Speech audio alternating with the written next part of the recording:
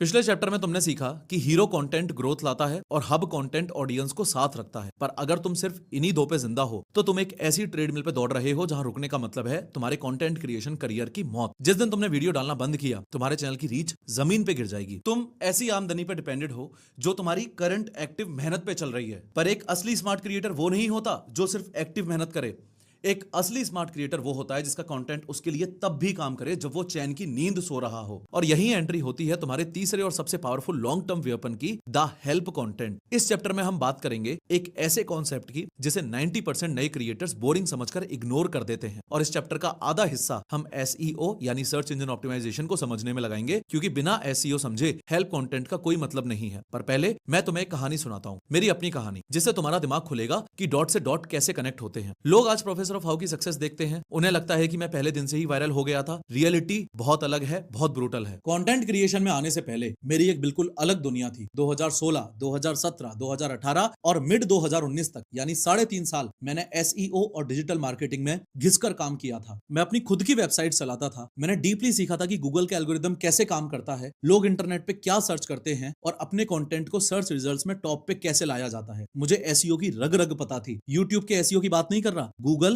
Yahoo और Bing search engine के SEO कैसे काम करते हैं उस बारे में बात कर रहा हूं। और एंड में यूट्यूब का भी वैसे ही काम करता है, ये बात निकल के आई। जब मैंने professor of how YouTube channel शुरू किया तो मेरी सबसे पहली वीडियो क्या थी पता है? वो कोई कंट्रोवर्सी या रोस्ट नहीं था, वो एक ट्रेंड जैकिंग 101 वाला कंटेंट था। मैंने एक 3D राम मंदिर वीडियो बनाई थी। ये मेरे चैनल की सबसे पुरानी, सबसे पहली वीडियो थी। मैंने अपनी पूरी जान लगाकर उस 3D एनिमेशन को बनाया, उसको पब्लिश किया और रिजल्ट क्या आया? 1000 व्यूज। कोई नहीं देख रहा था और सोशल मीडिया पे 1000 व्यूज आने का मतलब सिर्फ इतना सा होता है कि 100 तो तुम्हारे चाचा ताऊ और उनके बच्चे प्लस मम्मी पापा प्लस भाई बहन के हैं, और बचे हुए 900 में से भी खूब सारे तुम्हारे ही हैं, जो तुम बार बार ये खोल के चेक करते हो कि वीडियो फटी कि नहीं फटी। पर किस्मत और SEO एक अजीब तरीके से काम करते हैं। उस वक्त एक इंसिडेंट हुआ। इंडिया टीवी वालों ने मेरी उस वीडियो को चोरी कर लिया। उन्होंने उस वीडियो को अपने चैनल पे, अपने टीवी शो में चला दिया। कोई क्रेडिट नहीं दिया, कोई नाम नहीं लिया। और कोइंसिडेंस देखो, उस दिन इंडिया टीवी के हेड रजत शर्मा का बर्थडे भी था। तो आज की बात रजत शर्मा के साथ वाला जो शाम का शो होता है वो कोई और होस्ट कर रहा था। टीवी पे आते ही उस टॉपिक के इस एंगल को मैसिव एक्सपोजर मिला कि राम मंदिर के स्ट्रक्चर को 3D एनिमेशन की मदद से भी तो समझा जा सकता है। अब क्या हुआ, जो लोग टीवी देख रहे थे उनके दिमाग में एक क्यूरियोसिटी जागी। अब टीवी पे तो वो शो लाइव था तो वो तो निकल गया हाथ से, तो उन्होंने अपने फोन उठाए, यूट्यूब खोला और सर्च करना शुरू किया राम मंदिर 3D एनिमेशन। क्योंकि मेरे पास उन 3.5 सालों का सॉलिड SEO बैकग्राउंड था। मैंने अपनी वीडियो पब्लिश करते वक्त एक गधे की तरह सिर्फ रैंडमली अपलोड नहीं किया था। मैंने उस वीडियो को परफेक्टली SEO ऑप्टिमाइज्ड किया था। उसका टाइटल, डिस्क्रिप्शन और टैग्स उस एग्जैक्ट सर्च इंटेंट को मैच कर रहे थे। जैसे ही लोगों ने वो कीवर्ड सर्च किया तो इंडिया टीवी के ट्रैफिक का छोटा सा हिस्सा मेरी वीडियो पे आने लगा। सीधा मेरी ऑप्टिमाइज्ड वीडियो पे रीडायरेक्ट होके मुझे व्यूज देने लगा। व्यूअर्स ने सर्च किया, उन्हें मेरी वीडियो टॉप पे मिली, उन्होंने क्लिक किया और बूम, ट्रैफिक का फ्लड आना शुरू हुआ। बहुत ज्यादा कुछ तो नहीं हुआ, ऐसा नहीं हुआ कि 1000 से 1 मिलियन व्यूज हो गए हो, पर 1000 से 10,000 तक बात पहुंच गई और यूट्यूब एल्गोरिदम की नजरों में एक पुश मिलना शुरू हो गया। समझ रहे हो डॉट्स कैसे कनेक्ट हुए? मेरी वेबसाइट चलाने की 2016 से 2019 की SEO नॉलेज प्लस एक ट्रेंड चेकिंग 101 कंटेंट जो ऑटोमेटिकली मेरे लिए हेल्प कंटेंट बना, यानी कि सर्चेबल वीडियो बना, प्लस टीवी ब्रॉडकास्ट का ट्रिगर, मतलब मेरा सबसे पहला ऑर्गेनिक ट्रैफिक, मेरा सबसे पहला रियल ट्रैफिक किसी वायरल ट्रेंड से नहीं आया था, वो हेल्प कंटेंट से आया था, जिसे मैंने ट्रेंड चेकिंग 101 सोच के पब्लिश किया था, क्योंकि मैंने ऐसी वीडियो बनाई थी जिसे लोग एक्टिवली ढूंढ रहे थे और मैंने उसे SEO के थ्रू उन लोगों के आगे परोस दिया। ये चैप्टर इसलिए ही इंपॉर्टेंट है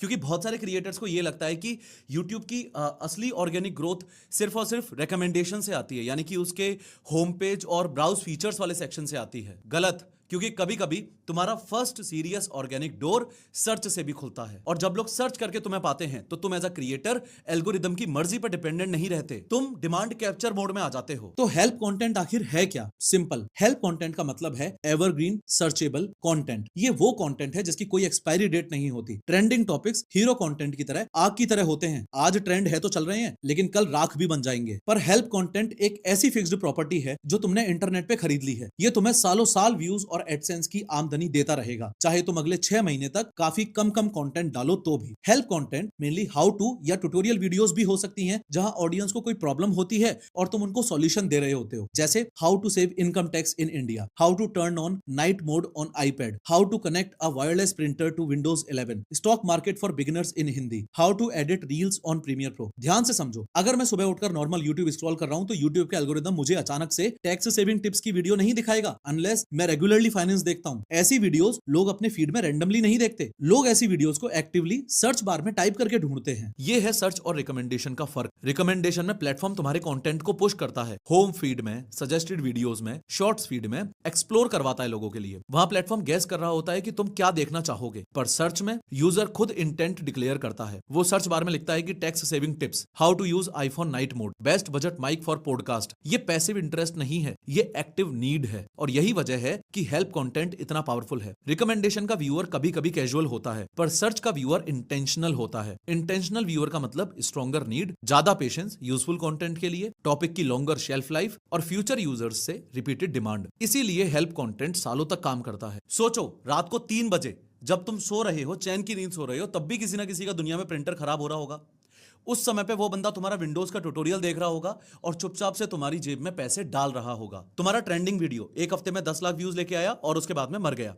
लेकिन तुम्हारा हेल्प कंटेंट, तुम्हारा हेल्प वीडियो 500,000 व्यूज हर दिन लाता रहेगा अगले 5 सालों तक। वायरल कंटेंट तुम्हें स्पाइक्स देता है, हेल्प कंटेंट तुम्हें फाउंडेशन देता है। पर लोग तुम्हारी हेल्प वीडियोस तक पहुंचेंगे कैसे? यहां शुरू होता है इस चैप्टर का सबसे बड़ा और टेक्निकल हिस्सा, एसईओ। तुम लोग एसईओ को एक ट्रिक या हैक समझते हो। तुम्हें लगता है 4-5 अजीब से टैग्स डाल देने से और डिस्क्रिप्शन में कीवर्ड्स स्पैम कर देने से तुम्हारी वीडियो रैंक होने लग जाएगी यूट्यूब पे टॉप पे। ये 2012 नहीं चल रहा मेरे भाई। एल्गोरिथमिक इंटेलिजेंस बहुत एडवांस हो चुकी है अब। एसईओ का फुल फॉर्म है सर्च इंजन ऑप्टिमाइजेशन। इसका सीधा मतलब है एक कंप्यूटर बोट यानी सर्च इंजन को यह समझाना कि तुम्हारी वीडियो किस बारे में है, ताकि जब कोई इंसान उस टॉपिक पे सवाल पूछे तो बोट कॉन्फिडेंटली तुम्हारी वीडियो उस इंसान के सामने रख सके। यूट्यूब दुनिया का दूसरा सबसे बड़ा सर्च इंजन है गूगल के बाद। लोग वहां सिर्फ एंटरटेनमेंट के लिए नहीं आते, लोग वहां अपनी लाइफ की हर छोटी बड़ी प्रॉब्लम का सॉल्यूशन ढूंढने आते हैं। यूट्यूब का जो एल्गोरिदम है वो आंखें फाड़ फाड़ कर तुम्हारी वीडियो नहीं देख सकता, वो एक कोड है, उसे टेक्स्ट यानी शब्द समझ आते हैं। एसईओ वो भाषा है जिसके जरिए तुम एल्गोरिदम से बात करते हो। अब समझो कि यूट्यूब एसईओ को क्रैक करने के लिए तुम्हें एग्जैक्टली क्या करना है। Rule number 1, title optimization. Title YouTube का सबसे बड़ा रैंकिंग फैक्टर है। एल्गोरिदम सबसे पहले तुम्हारा टाइटल पढ़ता है। तुम्हें अपना मेन कीवर्ड टाइटल की शुरुआत में रखना है। गलत तरीका क्या हुआ? आज हम बात करेंगे कि कैसे तुम अपने आईफोन में नाइट मोड ऑन कर सकते हो। बोर्ड कंफ्यूज हो जाएगा कि टॉपिक क्या है। सही तरीका क्या हुआ? How to turn on night mode in iPhone, quick and easy tutorial. Board को पहले 6 वर्ड्स पढ़ते ही समझ आ गया कि एग्जैक्ट सर्च इंटेंट क्या है। मैं तो कई लॉन्ग वीडियोस में एकदम पहले ही चेप देता हूं। जैसे ये वीडियो देखो, Morbi bridge accident, black box लिखा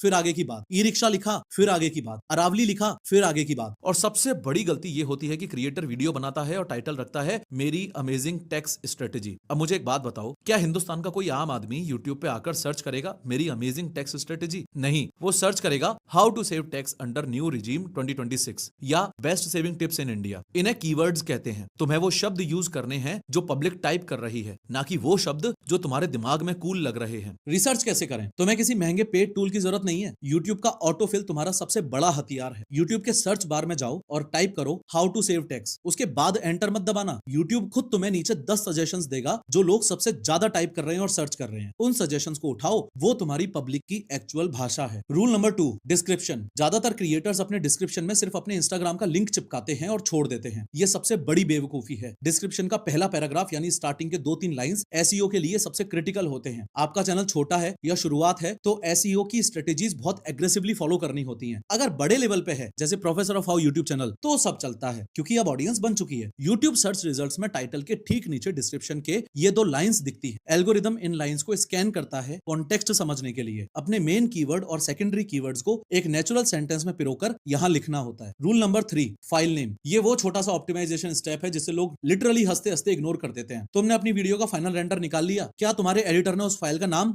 final_video_1.mp4 रखा है? भाई तुम बहुत बड़े गधे हो। तुम एक एल्गोरिदम को फाइनल वीडियो 1 के बारे में सिग्नल दे रहे हो। उस फाइल का ओरिजिनल नाम तुम्हारे एग्जैक्ट कीवर्ड वाला होना चाहिए, जैसे how to save income tax इंडिया.mp4। छोटा स्टेप है पर सिग्नल स्ट्रॉन्ग है और ये मेटा डेटा का ही पार्ट है। Rule number 4, tags. लोग टैग सेक्शन को कीवर्ड स्पैमिंग का कूड़ेदान समझते हैं। टैग्स का रोल लिमिटेड है। यूट्यूब खुद कहता है कि टैग्स यूजफुल हो सकते हैं मिस स्पेलिंग्स के लिए, पर डिस्कवरी में टाइटल, थंबनेल और डिस्क्रिप्शन ज्यादा इंपॉर्टेंट है। तो ओल्ड स्कूल 50 टैग्स भर दो माइंडसेट स्टूपिड है। टैग्स सेक्शन को 500 कैरेक्टर्स तक सिर्फ अपने टॉपिक के रिलेवेंट कीवर्ड से भरो। रूल नंबर 5, सबटाइटल्स और कैप्शंस। यूट्यूब का एआई तुम्हारे वीडियो में बोले गए हर शब्द को स्कैन करता है। अगर तुम टाइटल में हाउ टू सेव टैक्स लिख रहे हो पर वीडियो में 3 मिनट तक अनरिलेटेड बकवास कर रहे हो तो मिसमैच हो रहा है। एक्यूरेट कैप्शंस अपलोड करना एक एक्स्ट्रा सिग्नल है जो यूट्यूब को कंफर्म करता है कि तुम्हारी वीडियो में एक्चुअली वो कंटेंट है जो टाइटल प्रॉमिस कर रहा था। अब मेरी एक वार्निंग ध्यान से सुनो।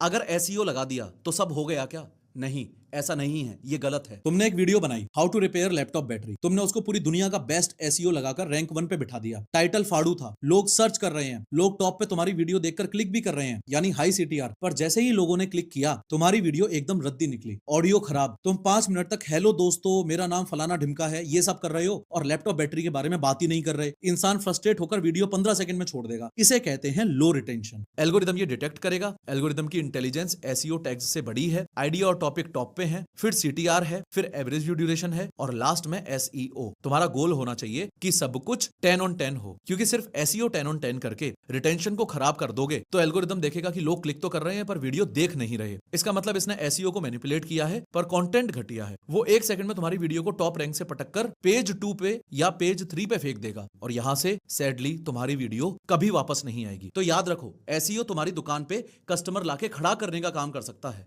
लेकिन उस कस्टमर को दुकान पे रोक के रखना वो काम तुम्हारा रिटेंशन यानी कि तुम्हारा कंटेंट ही करेगा। दोनों एक दूसरे की जान है। बिना प्रॉपर ढंग के एसईओ के कोई आपके पास आएगा नहीं, क्योंकि तुम्हारी वीडियो रैंक नहीं करेगी और सर्च से कोई ट्रैफिक नहीं आएगा। और अगर कंटेंट अच्छा नहीं है तो अगर कोई आएगा तो वो रुकेगा नहीं। इसलिए थंबनेल, सीटीआर और कंटेंट स्क्रिप्ट का स्ट्रॉन्ग स्ट्रक्चर उतना ही जरूरी है जितना टाइटल और मेटा डेटा। और तुम जो अभी तक अपनी वीडियो का फाइल नेम final_video_1.mp4 रख रहे हो और डिस्क्रिप्शन में सिर्फ इंस्टाग्राम का लिंक चिपका रहे हो, तुम्हें लगता है एल्गोरिदम तुम्हारी वीडियो रिकमेंड करेगा? एल्गोरिदम को कोई सिंपैथी नहीं है तुम्हारे 15 दिन की एडिटिंग से, उसे सिग्नल्स चाहिए और वो सिग्नल्स तुम आइडिया, सीटीआर, एवीडी के साथ साथ एसईओ के थ्रू भी देते हो। अब एक इंपॉर्टेंट बात, हेल्प कंटेंट को लोग इग्नोर क्यों करते हैं? क्योंकि ये हॉट नहीं लगता। ट्रेंड कंटेंट एक्साइटिंग लगता है, कंट्रोवर्सी कंटेंट ग्लैमरस लगता है, बिग इवेंट कंटेंट लाउड लगता है, पर हेल्प कंटेंट बोरिंग लगता है। पर बोरिंग दिखने वाली चीज ही कभी-कभी मोस्ट प्रॉफिटेबल एसेट होती है, क्योंकि डिमांड बार-बार रिपीट होती रहती है। एक ट्रेंडिंग टॉपिक का पीक फिर भी एक बार पे जाके खत्म हो सकता है, लेकिन how to fix X, how to do Y, what is Z, ये सारी चीजें बार बार नीड पड़ती रहती है इनकी। अगर तुम जेन्युइनली किसी रिकरिंग प्रॉब्लम का सॉलिड आंसर देते हो तो तुम सिर्फ एक वीडियो नहीं बना रहे, तुम सर्च डिमांड के मार्केट को कैप्चर कर रहे हो। और हेल्प कंटेंट एक और रीजन से बहुत पावरफुल है, ये आपकी डिपेंडेंसी को खत्म करता है। अगर तुम सिर्फ रिकमेंडेशंस और ट्रेंड्स पे जी रहे हो तो तुम्हें एवरीडे मोमेंटम चाहिए, पर अगर तुम्हारे पास सर्चेबल एवरग्रीन लाइब्रेरी है तो तुम्हारे पास एक डिस्कवरेबिलिटी का स्टोर है। आज अगर अपलोड नहीं किया, स्टिल जो पहले की हेल्प वीडियोस डाल रखी हैं वो ट्रैफिक ला सकती हैं। तुम सो रहे हो, समवन इज सर्चिंग। तुम बीमार हो, समवन इज सर्चिंग। तुम ट्रैवल कर रहे हो, someone is searching. That is leverage. और कंटेंट बिजनेस में लेवरेज का ही गेम है सारा। अब थ्योरी खत्म, एक्शन की बात करते हैं। स्टेप 1, अपनी ऑडियंस की टॉप 3 प्रॉब्लम्स आइडेंटिफाई करो। हर नीश की ऑडियंस के पास कोई ना कोई प्रॉब्लम होती है। अगर तुम टेक क्रिएटर हो तो प्रॉब्लम है कि नए विंडोज अपडेट के बाद प्रिंटर काम नहीं कर रहा। अगर तुम फाइनेंस क्रिएटर हो तो प्रॉब्लम है कि पीपीएफ में टैक्स कितना बच रहा है। अगर तुम फिटनेस क्रिएटर हो तो प्रॉब्लम है कि सुबह उठकर वेट लॉस के लिए कौन सी आसान एक्सरसाइज करें। सोचो और 3 सबसे बड़ी प्रॉब्लम्स की लिस्ट बनाओ। स्टेप 2, कीवर्ड मैपिंग करो। लिस्ट बनाने के बाद सीधा कैमरा ऑन करके अपना ज्ञान पेलना शुरू मत कर देना। पहले रिसर्च करो कि ऑडियंस वो एग्जैक्ट प्रॉब्लम किस सर्च टर्म में टाइप करती है। YouTube सर्च बार को अपना सबसे बड़ा गाइड बनाओ। ऑटोफिल से वो कीवर्ड्स कॉपी करो और उन्हें अपने टाइटल का कोर हिस्सा बनाओ। Step number 3, solution oriented execution और ऑप्टिमाइजेशन। ये वो हेल्प वीडियो नहीं होनी चाहिए जिसमें तुम हेलो दोस्तों में 2 मिनट खा रहे हो। सर्च इंटेंट वाली ऑडियंस में सबर 0 होता है। इनको तो भैया आंसर चाहिए वीडियो खोलते ही। इन्हें 1 मिनट में आंसर चाहिए। शुरू के 10 सेकंड में बता दो कि उनकी कौन सी प्रॉब्लम तुम अगले 5 मिनट में सॉल्व करने वाले हो। Point two point process explain करो। फिर फाइल का नाम बदलो, टाइटल परफेक्ट करो, डिस्क्रिप्शन में लंबा कॉन्टेक्स्ट डालो और टैग्स फिक्स करके पब्लिश बटन दबा दो। अब मैं तुम्हें काम दे रहा हूं। आज से ठीक 1 महीने तक तुम अपने हीरो और हब कंटेंट के बीच में एक हेल्प कंटेंट यानी एवरग्रीन एसईओ वीडियो प्लान करोगे। अपनी नीश से रिलेटेड अभी एक ब्लैंक पीस ऑफ पेपर पे अपनी ऑडियंस की 3 सबसे बड़ी आम जिंदगी की प्रॉब्लम्स लिखो। सोचो, इमेजिन करो, दबा के सोचो। तुम्हें सोचने वाला काम बोरिंग लग सकता है क्योंकि इसमें कॉग्निटिव लोड आता है ब्रेन पे, पर तुम बार बार ये भूल जाते हो कि ब्रेन को बोरिंग चीजों की आदत लगाना, कॉग्निटिव लोड की आदत लगाना, यही तो वो स्किल है जो तुम्हें तुम्हारे कॉम्पिटिटर कंटेंट क्रिएटर से अलग करेगी। वो छोटी प्रॉब्लम्स जिन्हें लोग YouTube पे हाउ टू के थ्रू सर्च करते हैं, एक खाली पेन और पेपर लेके सोचो उन प्रॉब्लम्स के बारे में। फिर सोचने के बाद अभी की अभी YouTube ऐप खोलो और उन 3 प्रॉब्लम्स के कीवर्ड्स ढूंढो जो ऑटोफिल में रिकमेंड हो रहे हैं। उन 3 में से एक वीडियो आज ही प्लान करना शुरू करो और स्क्रिप्ट लिखना चालू कर दो। अगर तुम हेल्प कंटेंट नहीं बनाओगे तो तुम्हारी आमदनी हमेशा एक्टिव कंटेंट पे, एक्टिव मेहनत पे ही डिपेंडेंट रहेगी और जिस दिन मेहनत रुकी उस दिन पैसा भी रुक जाएगा और फिर वही रोना धोना होगा कि यार बर्नआउट हो गया, ये सोशल मीडिया इन्फ्लुएंसर वाला काम तो सस्टेनेबल नहीं है। अरे भाई, सस्टेनेबल इसलिए नहीं है क्योंकि तुमने हेल्प कंटेंट की ढंग से कभी पाइपलाइन ही नहीं बनाई, उसका सिस्टम ही नहीं बनाया। इस चैप्टर का परमानेंट लॉ ये है कि हेल्प कंटेंट ग्लैमरस नहीं होता लेकिन पावरफुल बहुत होता है। ये ट्रेंड कंटेंट के अपोजिट नहीं है, ये ट्रेंड कंटेंट के साथ में चलने वाला तुम्हारा तीसरा ऑप्शन है। हीरो कंटेंट ग्रोथ लाता है, हब कंटेंट रिटेंशन लाता है, और ये जो हेल्प कंटेंट है ना, ये तुम्हारे लिए तब भी ट्रैफिक लाता है जब तुम सो रहे होते हो। मोस्ट क्रिएटर्स सिर्फ और सिर्फ कंटेंट अपलोड करते हैं, लेकिन जो स्मार्ट क्रिएटर्स होते हैं ना, वो हेल्प कंटेंट के थ्रू सर्च डिमांड को कैप्चर करते हैं। और जब तुम हेल्प कंटेंट को समझ जाते हो, उस समय पे तुम सिर्फ एक क्रिएटर नहीं होते, तुम उस समय पे एक डिस्कवरेबल इंजन बन जाते हो। अब जाओ, जाके उन 3 प्रॉब्लम्स को नोट करो, क्योंकि ऑडियंस लगातार यूट्यूब के सर्च में टाइप करती जा रही है। अब तुम्हारी मर्जी है कि जब वो टाइप करके वीडियोस पाएंगे तो तुम्हारी वीडियोस आएंगी या फिर तुम्हारे कॉम्पिटिटर्स की आएंगी।